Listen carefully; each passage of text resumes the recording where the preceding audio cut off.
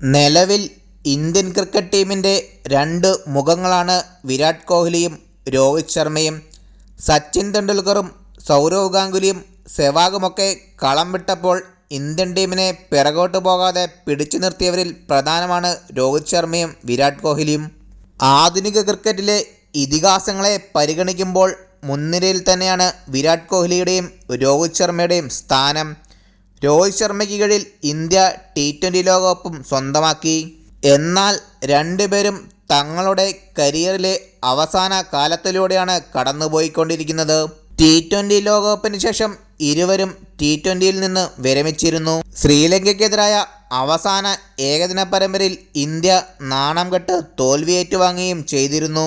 ഇപ്പോഴിതാ വിരാട് കോഹ്ലിക്കും രോഹിത് ശർമ്മയ്ക്കും ഇനി എത്ര നാൾ കളിക്കാനാവുമെന്ന് അഭിപ്രായം പറഞ്ഞിരിക്കുകയാണ് മുൻ ഇന്ത്യൻ സ്പിന്നറായ ഹർഭജൻ സിംഗ്. രോഹിത് ശർമ്മയ്ക്ക് ഇനി 2-3 വർഷമെങ്കിലും കളിക്കാൻ സാധിക്കും.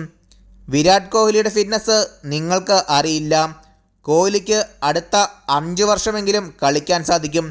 ഇന്ത്യൻ ക്രിക്കറ്റ് ടീമിലെ ഏറ്റവും ഫിറ്റ്നസ്സുള്ള താരമാണ് വിരാട് കോഹ്ലി.